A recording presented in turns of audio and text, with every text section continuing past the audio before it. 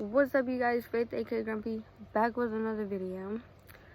Don't mind my hair. I am taking them out today, but I don't feel like doing it right now. So, and I've been pushing this video back for like weeks now.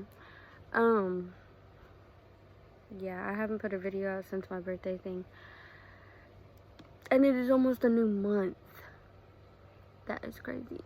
Anyway, I'm wanting to do a sit down video and explain my story, or not really explain, just kind of tell y'all my story. I wanted my mom to do it with me, but I'm just gonna leave her alone. I'm gonna try and get this over with and done by myself. Yeah, again, ignore my hair. I literally had them in for, I did them Wednesday night. Yeah, it's Friday, and I've had them in for 2 nights. So, yeah, I want to say I did them Wednesday night, but I'm taking them out today, I think. I don't know. I don't know yet, but yeah, I'm gonna play my intro, and then I'm gonna come back and tell my story and let y'all know who I am, because y'all deserve it. And yeah, let's go.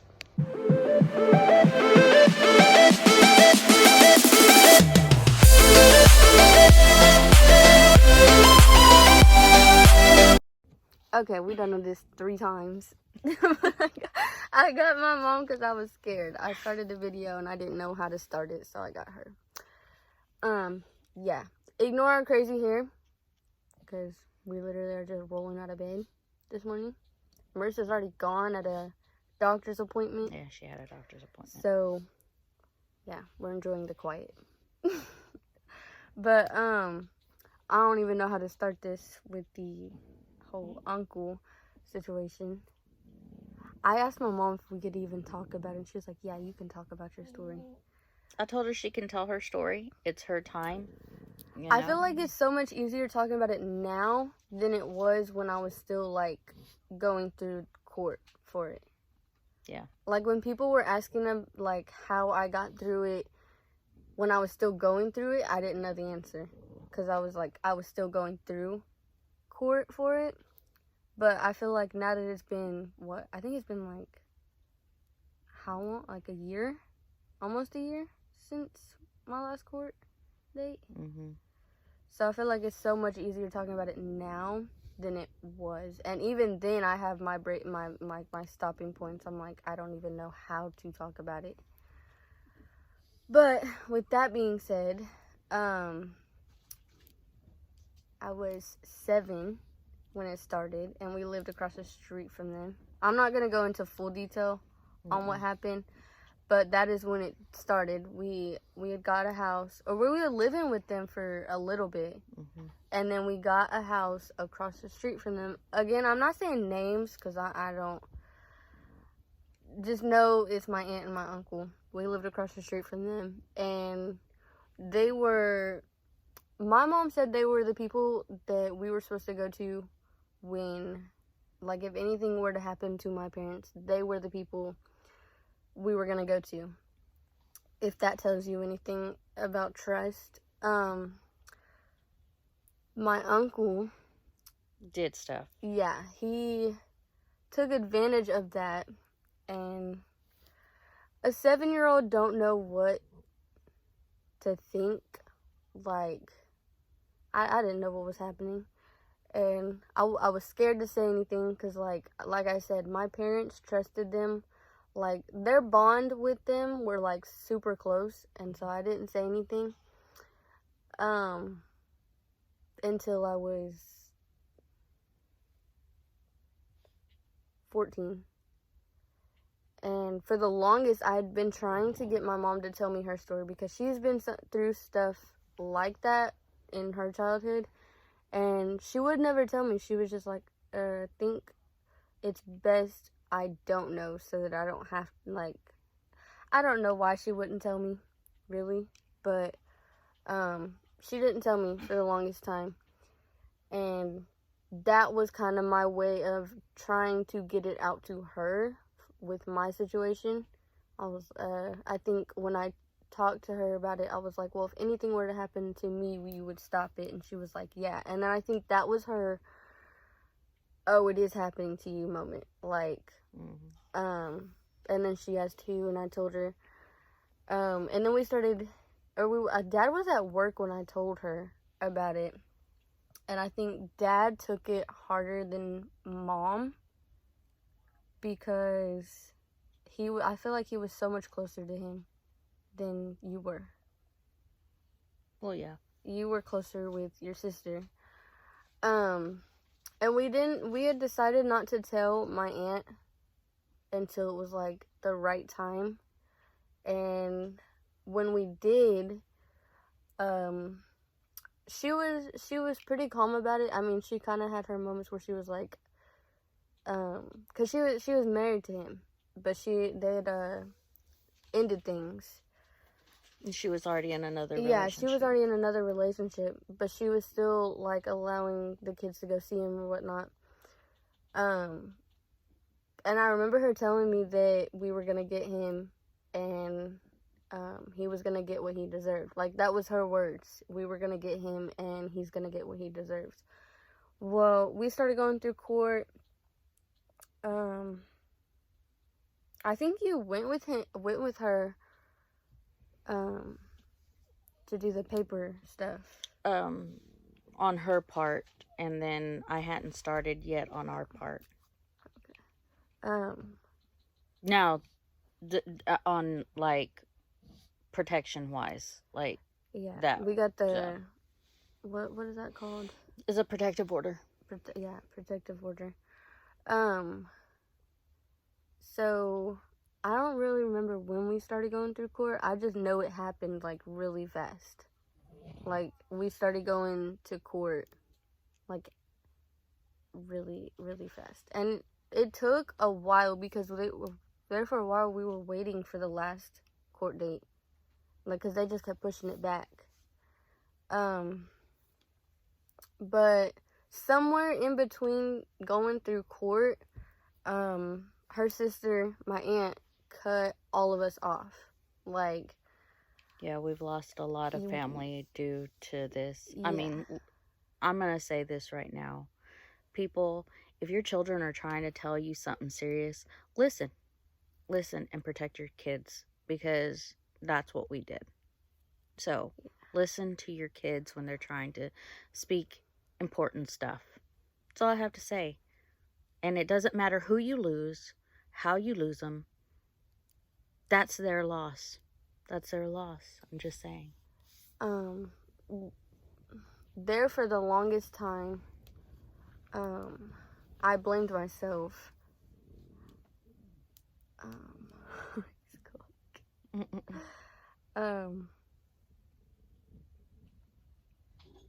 Yeah, there for the longest time, I blamed myself because of the relationship that my mom had with her sister.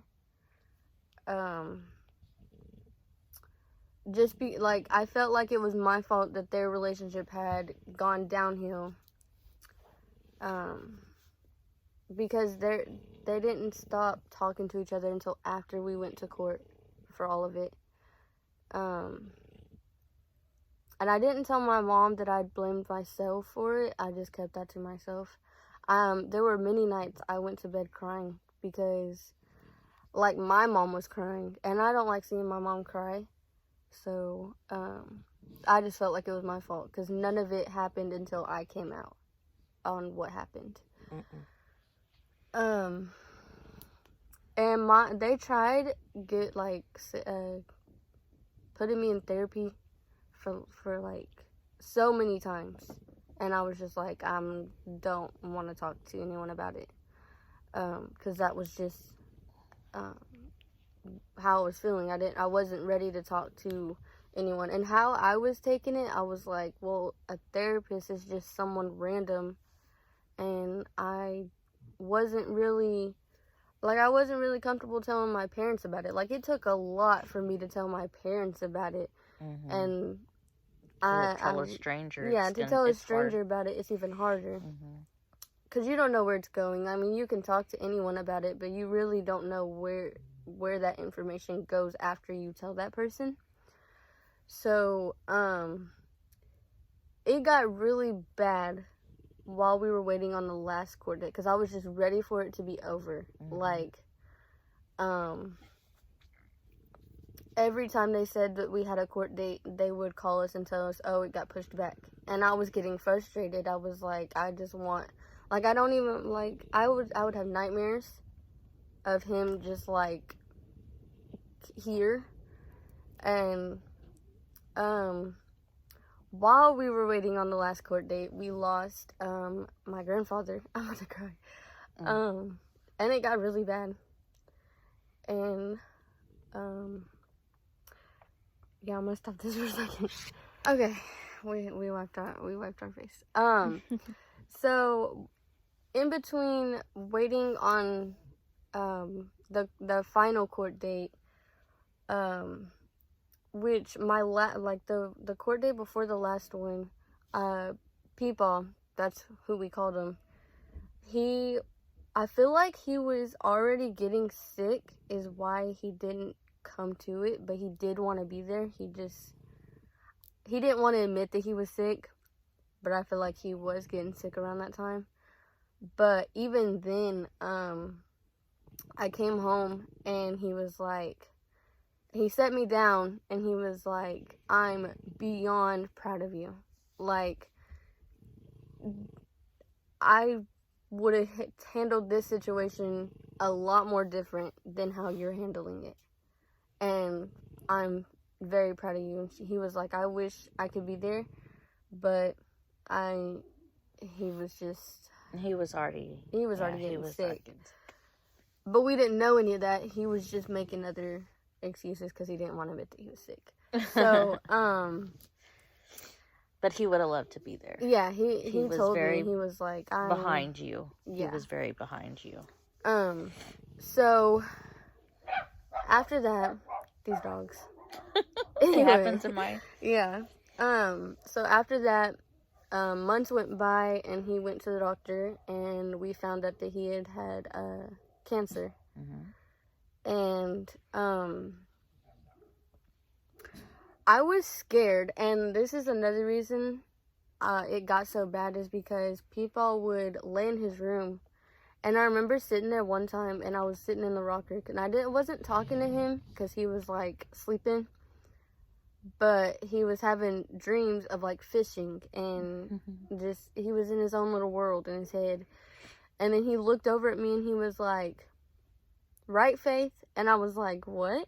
And I got scared. Like, I don't like seeing people like that, and it scared me. So after that, I like didn't go in the room with him. Like, I was not very much. Very much. Like, I'd go in there. There was one time me and Maribel went in there, and we were both crying because we didn't, like, this is not people. The people we know is just, he gets through everything. And but I think he would have been proud of you for going through the whole thing and yeah, the whole outcome. I think he would have liked it. He would have been very proud. When me and Maribel were in there, he was saying that he is grateful that he had all the grandchildren he had here for him, and his kids that showed up. So after that, he had passed. And again, when anything happens, I feel like I always blame myself for not being there or whatever. Because like I said, I didn't go into his room a lot because I didn't like it. That wasn't how I liked seeing him. So after he passed, it got bad, and we were still waiting on court. So I had Peepaw's passing, and then my uncle. So I had got into stuff. Depression. She got into depression, and I shut everyone out. Yeah, she started shutting everybody out. And I finally agreed. I got put back in public, which I feel like that was like the wrong decision with everything that I was going through. Because you got all the pressure of what I was already going through, and then you got the pressure of being in public school with all the other kids and bullies and everything. And I decided to get into therapy because I was ready. I was ready to talk about it. I think I got into therapy after the last court date. Because we had went to court, and I was, like, so mad at him. Because he was, like, trying to apologize, but not really apologizing. And I was doing so good. Like, it was my mom, my dad, and me. Like, anytime we went to court, I wanted to be next to Dad, because that's just how I felt okay. He made me very uncomfortable. Like, he was trying to apologize, and It didn't really come off as an apology. It didn't, yeah. And I would never, I lost half of my childhood because of what he did, and I can't get that back. So I'm not really ever gonna forgive him. So I got into therapy, and I started talking about it. Well, then, after I got into therapy, we were good towards the beginning, and I got moved. Like, she'd stopped reaching out even before I got pulled out of public school. Like, she stopped calling me out of class on certain days. The therapist. Yeah. Yeah, she stopped. I think she was just pulling away. I don't know. I didn't like that therapist. Yeah. After a while, at first, it's like they try to bring you in, and they talk to you, and they're all nice, and then all of a sudden, it's just like pulling away. They wouldn't hardly call her out of class, and she needed to talk, and it's like you want the therapist there that will talk with you. Yeah. And that's not what she was getting after a while. So, yeah. So I got pulled out of public school, and it was my decision. It wasn't my parents telling me that they were gonna pull me out. That was 100% my decision. I just didn't really feel like being around people anymore. Like, in my head, the person that I chose to talk to about everything had quit on me. And I didn't really want to be around anyone. Not to mention I kept getting suspended for things, and it was just the fights and everything. It was just a lot. So I went back to online, and I have a pretty awesome teacher now. Mm-hmm. We love her. We love her teacher. We love her teacher. I know she's my teacher, but she acts like my best friend. Like, I literally can talk to her about anything, and she's just really cool. Yeah, we like her. And we meet like every Wednesday, whether it be in person or on like Zoom. She makes sure that we meet so that we keep in contact, and I keep my school and my grades caught up with everything.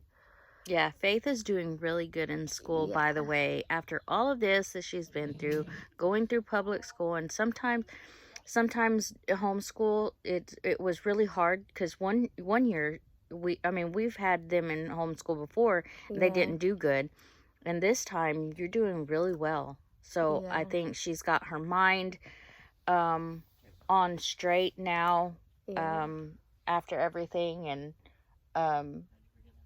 she's doing really well. You know, she really is. So.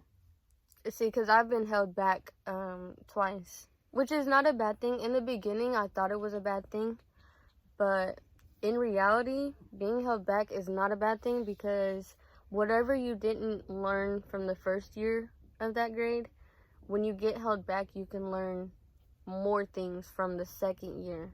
And that's what I did.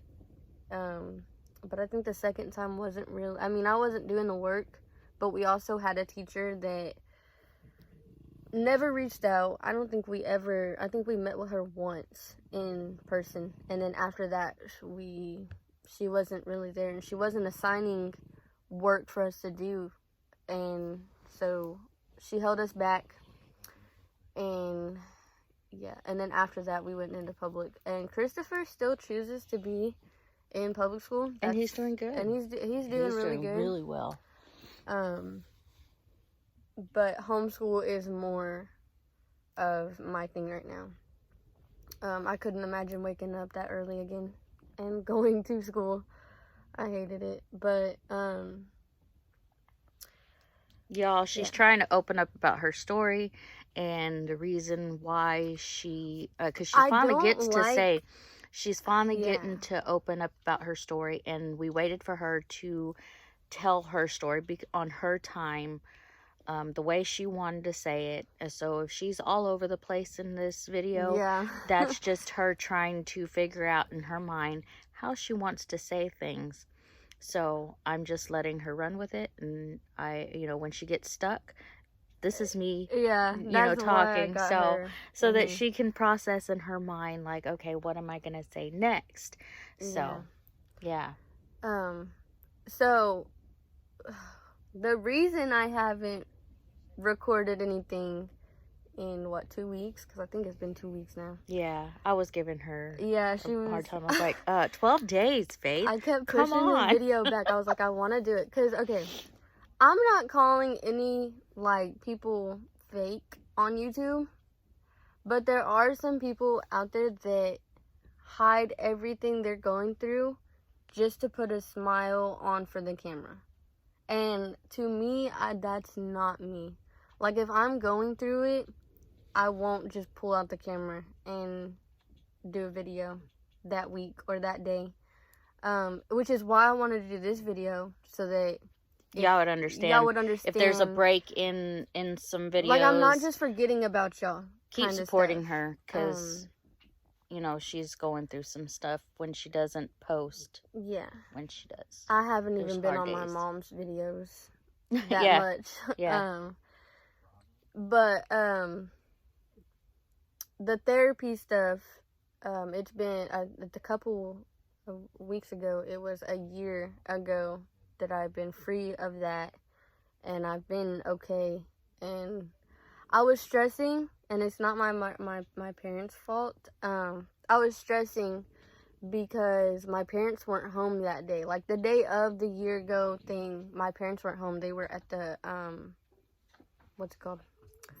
Where were y'all? Y'all were. We were at the Okie Homestead Expo. And I was stressing because my parents were not here. And I realized that when people get mad, they say stuff. Like, Marissa even brought this up, because I have said stuff to my parents that I do regret. But I was also upset, and I was irritated, and I don't hold stuff back when I'm irritated. I say full on things. What? Mom? What do you need Mom for? Christian has to talk to Mom. Hold on. Okay. It was something about his girlfriend. I know.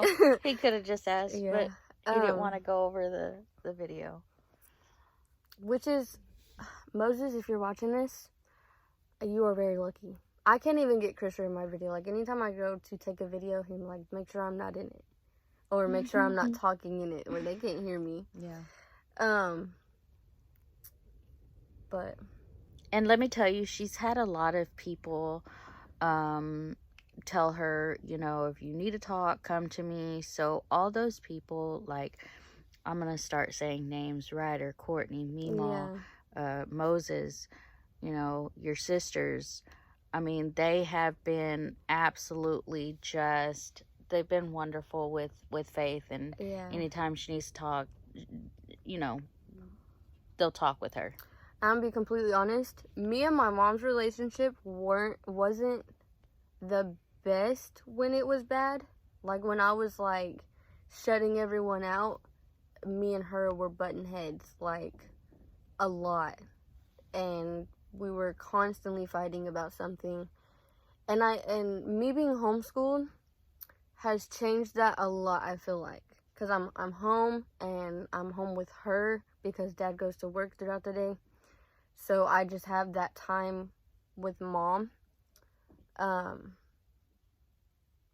a lot of people don't get us because we can be... Every mother and daughter relationship goes through something. It's just life.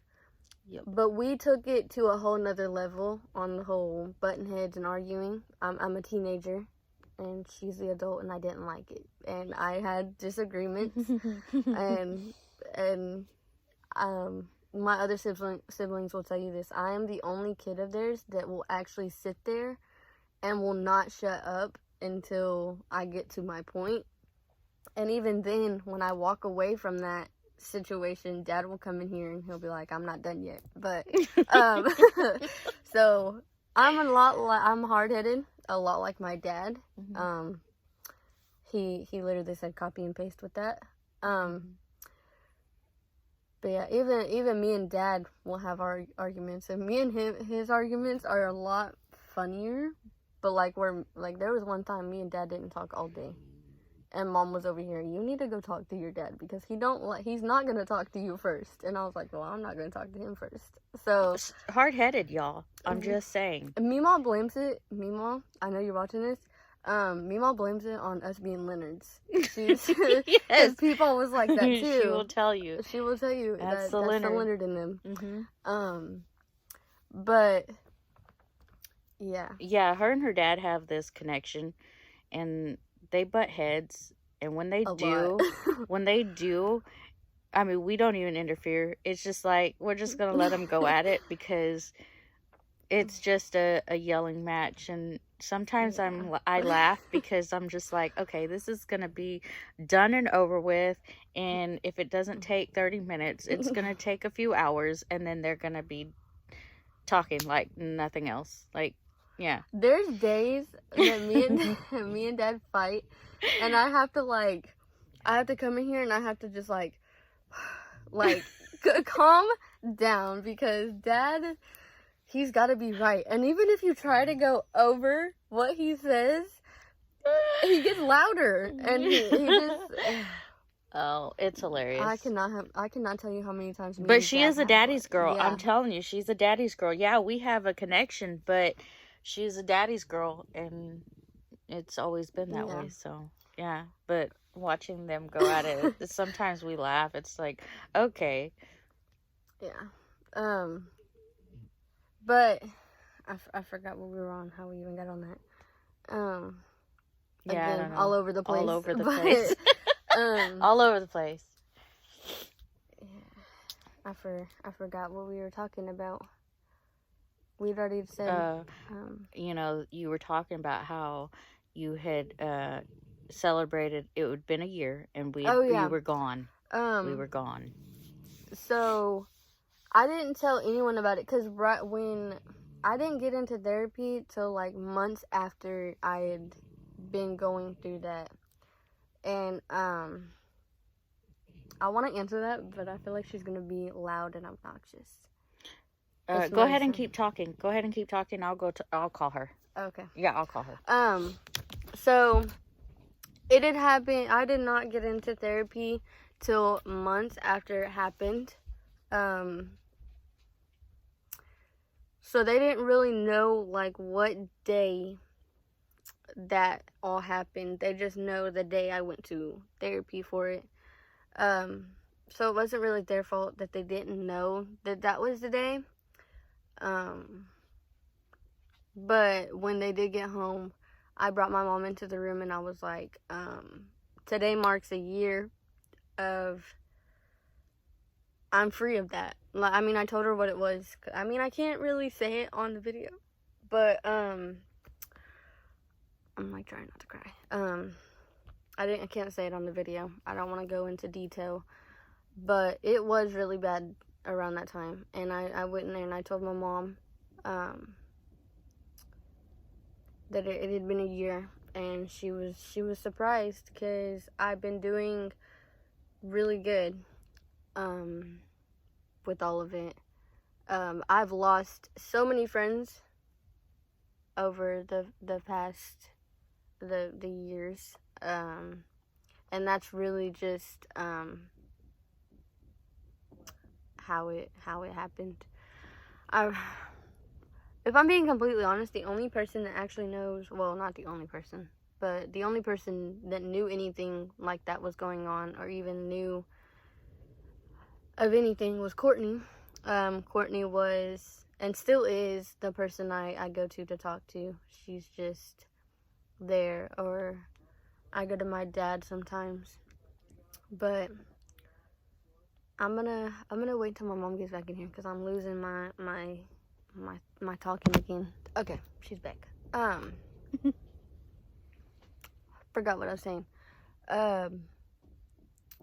But this last week, I had a people moment, and you would think those moments would stop after so long, but it hasn't. I literally had a people moment.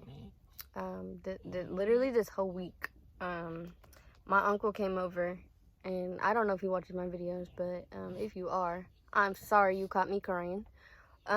He walked in here. He had come over, and they were on Oh a yeah, I live. didn't list David. David is another person Yeah, that David. is good at talking to, not just her, but Anyone. anybody. Love you, brother. Yeah, love you, David. He had came over, and they were live, and I had put my headphones in to block out everything, because you can't really play music when they're live, and music is a big part of getting me through things. So I put my headphones in, and I blocked out everything, and I was sitting in front of my mirror, and he had walked in, and he tapped on my shoulder, and I jerked around really fast, and I think I scared him. And I was wiping my eyes, because I don't like. Oh my gosh, I pulled a meatball. Love you, Mom.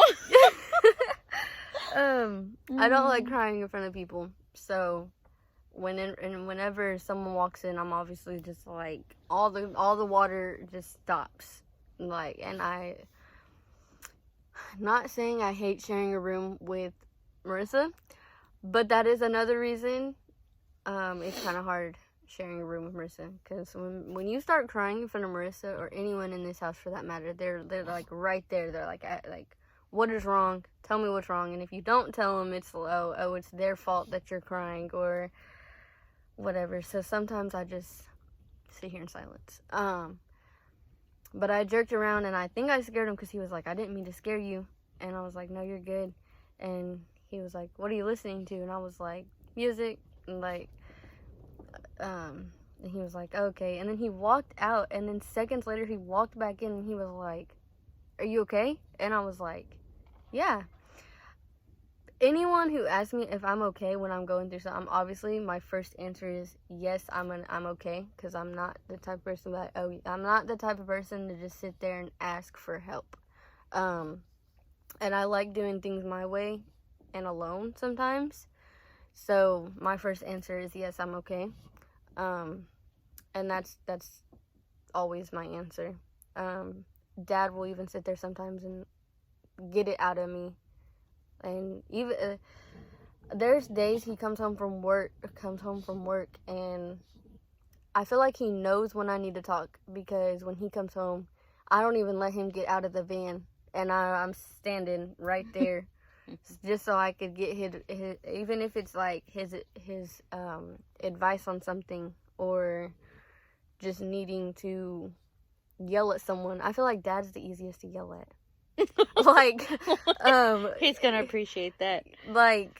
Sorry, Dad, but you are. And it's weird, because you look at Dad, and I'm not scared of Dad, but he is scary at some points. And that's just the dad-daughter thing. But Dad is the easiest to yell at. And there'll be times I can be mad at Mom, and I'll go to Dad about it, and he fires back. And there's so many times Dad has told me, your mom is your mom, and she's always gonna be your mom, and you're gonna disagree with some of the stuff she says, but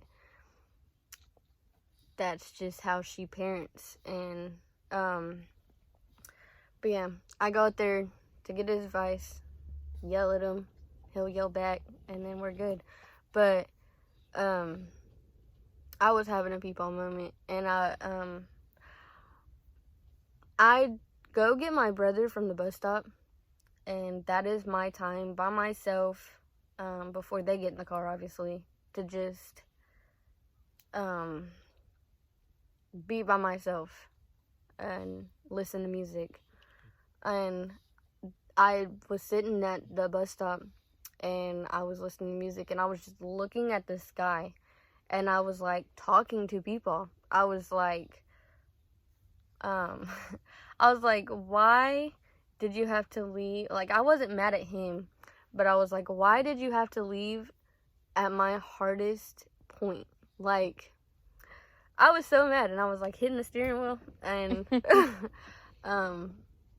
I got nothing, and I was mad. And then I got Christopher in the car, and yeah, it's really hard without people. It's okay. I have my days too. I have my days where I'm like, man, I want to talk to him about stuff, and he's not there. So, but he's always here. So you did the right thing. Yes, you may not receive an answer right then and there, but yeah, he's here. And Mima, she just, I don't know how she's getting through it. Yeah. She has like this wall up, and I wish I had that wall up with it, because she like makes it look so easy, like. But we're not up there all the time, so we don't see her breaking points. Yeah, we don't see her breaking points, because I almost guarantee she has some. I'm just saying.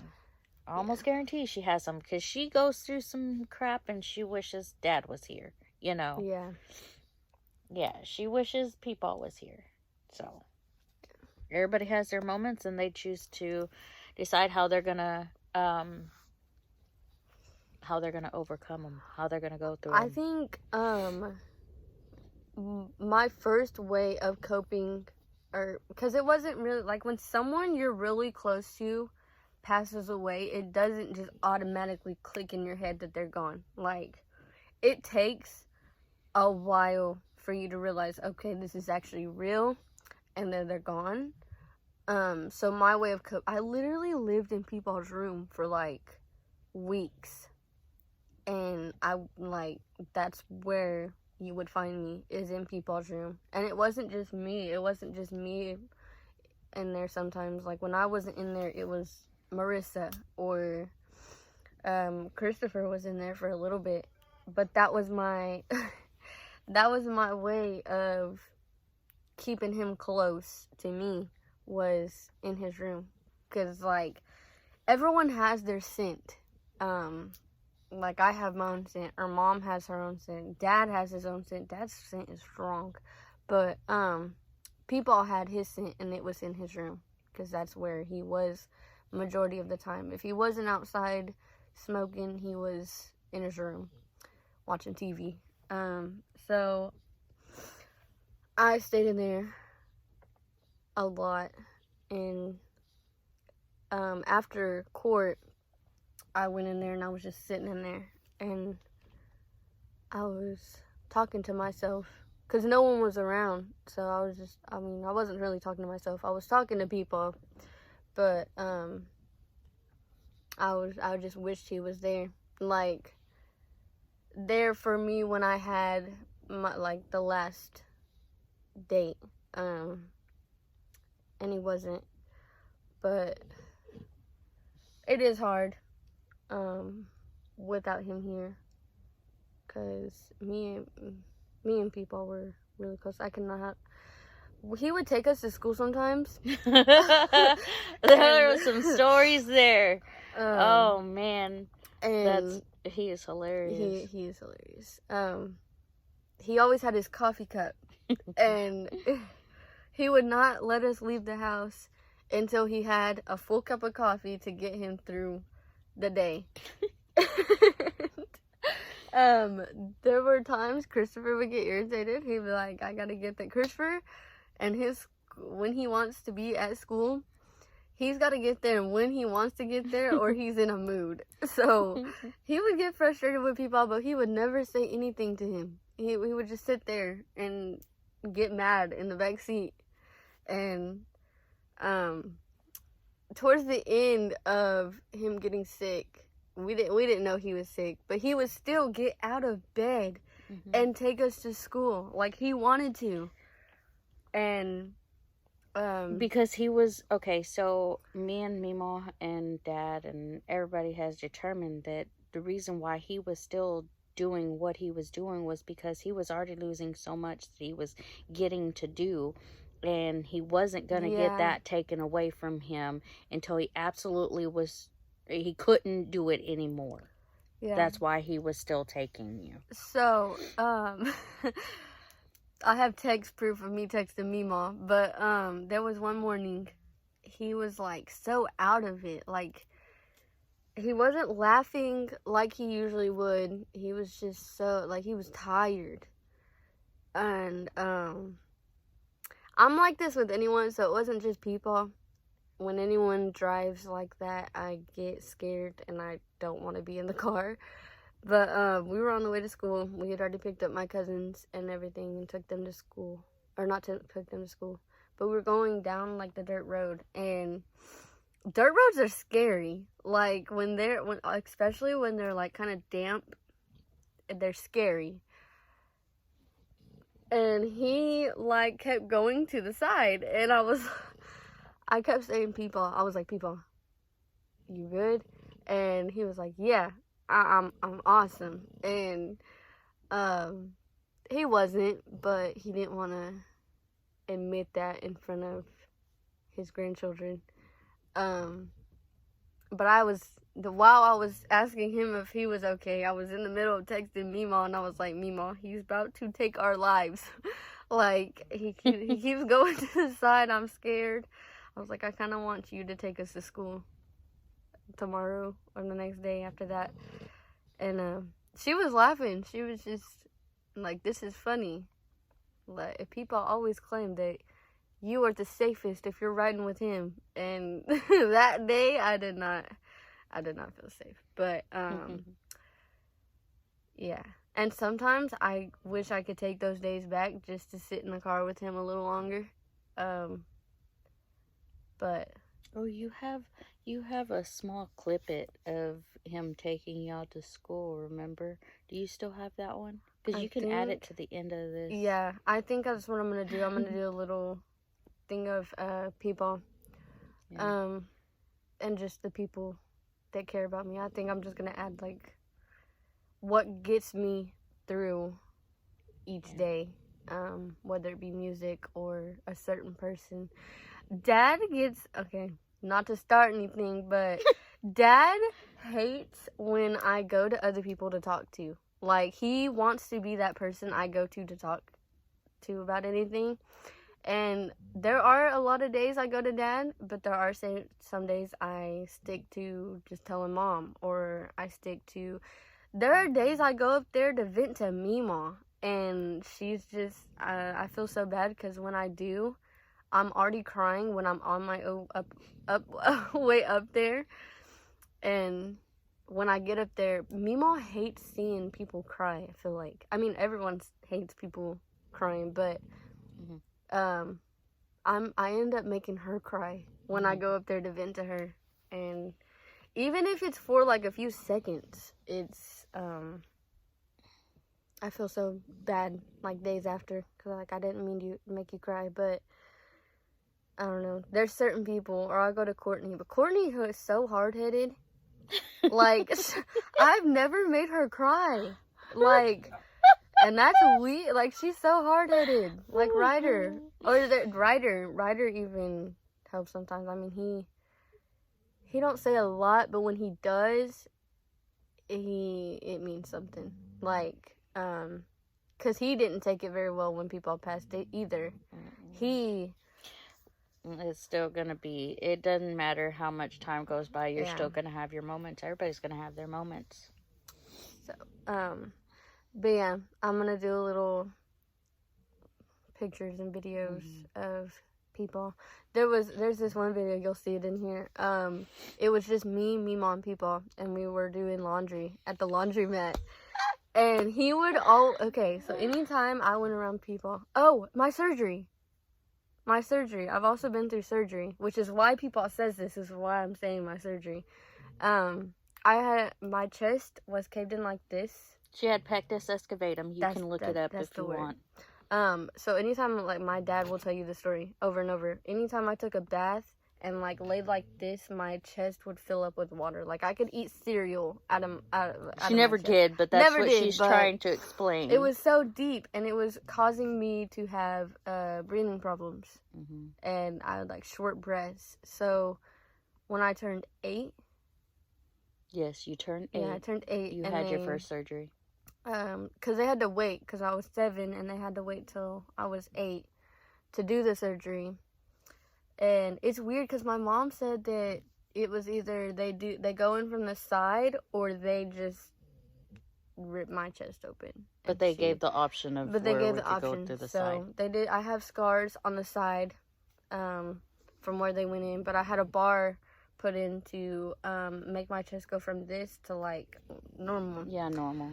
And I had it in for 2 years, and I would freak people out, like, so bad, because I went to school. I was still in public school, and I'm like, yeah, I got a bar in my chest, and it was just something I talked about. So, and after that, people would walk up to me, and he's like, I'm looking for the extra rib, and he'd poke my side, and